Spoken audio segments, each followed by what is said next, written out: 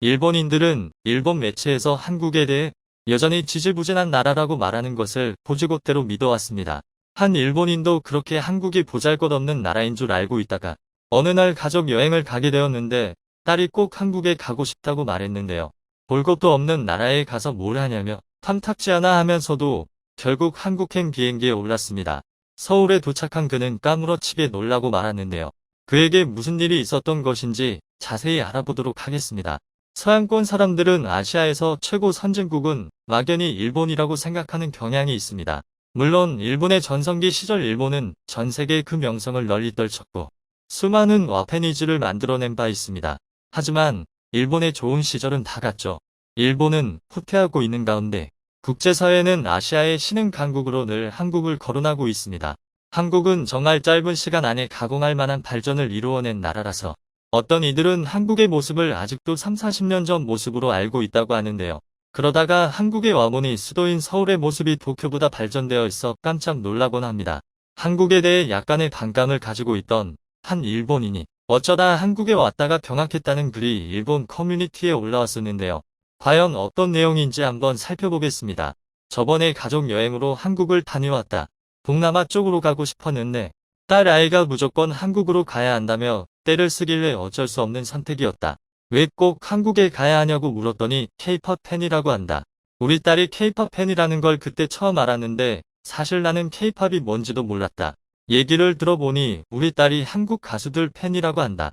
가수는 일본 가수가 최고 아닌가 했지만 딸아이는 무조건 한국에 갈 거라고 했다. 한국이 아니면 가족 여행 안 가겠다고 떼를 쓰는 바람에 어쩔 수 없이 한국으로 가게 된 것이다. 사실 나는 아주 오래전에 한국에 가본 적이 있었다. 90년대에 출장 차 다녀왔었다. 그때 내가 본 한국의 모습은 참 촌스러웠고 관광할 만한 무엇도 없었기에 다시 갈 일이 없을 거라고 생각했는데 어쨌든 다시 가게 되었다. 그런데 서울에 도착했을 땐 우리 가족이 일본 공항에서 비행기를 잘못 타나 싶었다. 내가 전에 왔던 서울은 이 모습이 아니었으니까.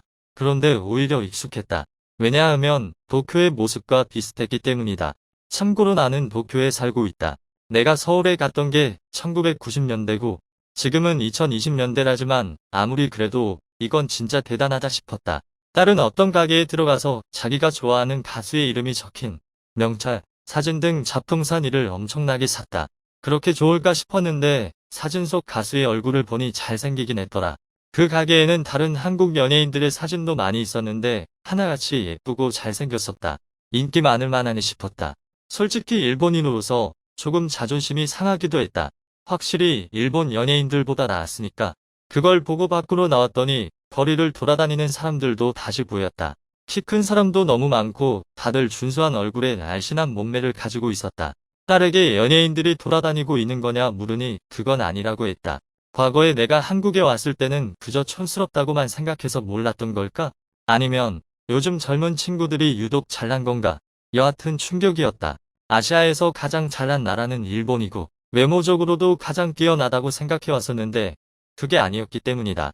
딸아이가 백반이라는 게 먹고 싶다고 해서 백반식당으로 들어갔다. 그때 식당 사람들이 다들 너무 친절한 데다 서비스도 좋아서 나는 그때부터 한국이라는 나라에 대한 반감이 사라졌다. 상이 엄청 넓었는데 빈 공간이 없을 정도로 음식이 많이 나왔다. 가격도 한국 돈으로 1인당 10,000원 조금 넘는 가격이었는데 정말 놀라고 말았다. 식사하고 나서 팁을 줄 필요도 없다는 것을 알고는 그냥 한국에 살고 싶어졌다. 물론 그게 이유의 전부는 아니었다. 교통도 정말 편리하게 잘 되어 있어서 나도 한국 지하철을 타고 출퇴근하고 싶어졌다. 이렇게 깔끔하고도 저렴할 수 있다니.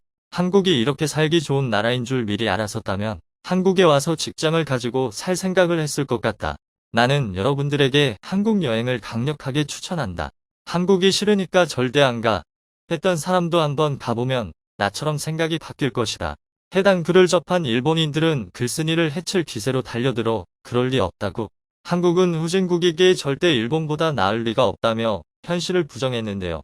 하지만 글쓴이의 글에서는 거짓이라고는 한 톨도 찾아볼 수가 없습니다. 한국은 명실상부 선진국입니다. 선진국으로 지위가 공식 변경되기 전부터 이미 선진국이었죠. 이것은 비단 한국인들 뿐만 아니라 세계의 지식인들이라면 모두가 인정하는 바입니다. 일본을 빠르게 추격하던 한국이 이제는 결국 일본을 넘어섰다는 평가마저 나오고 있습니다. 미국의 커뮤니티에서도 일본보다 한국이 더 발전했다는 의견이 자자합니다. 한국은 현재 일본보다 더 발전되어 있어요. 그들은 더 빠른 인터넷을 가지고 있어요. 한국에서 만든 선박과 자동차, 컴퓨터, TV 등 가전제품을 보세요. 한국이 훨씬 앞서 있죠. 가장 선진적인 나라는 기술, 그 다음으로 발전한 나라는 인프라, 가장 발전하지 못한 세계는 태도라고 나는 종종 말합니다. 어쩌면 그건 좀 냉소적일 수도 있겠어요. 하지만 한국은 선진국이 맞습니다. 그게 아니라면 적어도 그렇게 되기 직전입니다. 좋은 통신망, 유틸리티, 교통망을 가지고 있고 법치와 다른 사회기관들도 제법 강력하며 교육, 정치, 미디어 기관들은 상당히 좋습니다. 제가 2003년에 처음 봤을 때보다 한국은 확실히 더 발전했어요. 여러 가지 단계들에 걸쳐 비교해 봅시다. 인간의 발달, 기술, 의료 의학 및 실험실, 정치적 올바름, 국제 비즈니스와 마케팅. 한국은 그들의 문화와 정치적 리더십에 강한 기반을 둔 나라입니다. 그들의 방식은 독특합니다. 한국은 절대 약하지 않고 장차 세계의 강국이 될 것입니다. 이렇듯 지식인들은 한국이 기술면 등에서 더욱 뛰어나다는 것을 알고 있습니다. 그럼에도 불구하고 일본인들은 거짓말하지 말라며 진실을 마주하기를 거부했는데요. 그러다 마침내 일본 내에서 양심적인 목소리가 나오기 시작했습니다. 일본의 한 칼럼니스트가 기고한 글이었는데요. 제목부터 한국에 대한 혐오감이 일본의 몰락을 부추긴다. 한국을 얕보면 안 되는 이유였습니다. 일부 내용을 한번 살펴보겠습니다. 한국은 예전 식민지 지배를 받은 국가 중에서 전후 선진국이 된 선두주자이다. 여기까지 발전하기 위해 들인 희생과 노력은 대단했다. 현재 일본의 인재 육성은 한국에 절대 이길 수 없다. 일본은 차세대 인재 육성에 실패하고 있다. 글로벌하고 우수한 인재의 육성이라는 분야에서 일본은 중국은 물론 한국에도 절대적으로 상대가 되지 않는다. 이것은 내가 대학 현장에서 실감한 점이다. 이미 전혀 승부가 되지 않고 있다.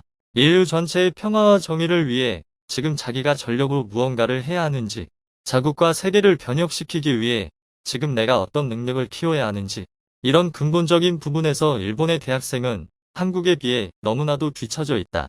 자기와 세계를 이어주는 것이 국가와 사회라는 것이 일본의 젊은이에게는 존재하지 않기 때문이라고 생각한다. 일본의 젊은이에게 국가와 사회라는 리얼리티가 없는 것은 그런 것을 학교, 미디어, 가정에서 찾아볼 수 없기 때문이다. 특히 국가는 존재감이 거의 없다고 봐도 무방하다. 그에 비해 한국에서는 학교, 미디어, 가정에서 집요하게 국가의 존재를 강조하고 있다. 징병제에 의해 남성은 국가의 군사적인 봉사를 하지 않으면 안 되는 점도 크다.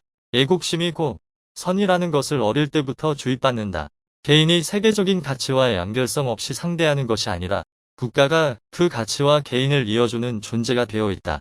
그 점이 일본과 한국의 다른 점이다. 혐한파가 주장하는 일본의 근거 없는 자신은 도대체 어디서 오는 걸까? 나는 혐한파의 발언을 공허한 공포탄으로밖에 보이지 않는다.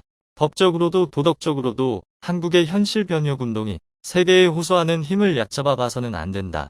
근거가 전혀 없는 과시는 일본의 침몰을 앞당기는 것밖에 되지 않는다. 일본 매체에서 매일같이 날조된 한국 이야기를 퍼뜨려 그것이 진실인 줄 알았던 일본인들에게 눈을 뜨라며 일침을 날린 것이었는데요. 작성자는 한국과 일본의 정부가 개인을 어떻게 대하는지, 개인이 가진 애국심 등이 어떻게 다른지에 대해서도 설명했습니다. 하지만 일본 네티즌들은 역시나 받아들이지 못했죠. 사람은 자신이 굳게 믿고 있는 신념이나 정보 등이 사실과 다르다는 것을 알게 되면 크게 화를 내거나 울음을 터뜨린다고 하는데요. 일본인으로서의 자존심이 다치지 않도록 기를 쓰며 지키는 모습을 보여주고 있습니다. 일본이 이럴수록 한국은 다른 분야에서도 일본을 제칠 것이고, 그러다 보면 공식적인 국가 순위에서도 한국이 일본을 앞지르게 될 것입니다. 그날이 머지 않았다고 느껴지는데요. 그리고 그 후에는 한국과 일본의 격차가 너무 커져서 일본은 한국의 비교 대상조차 되지 못할 것입니다.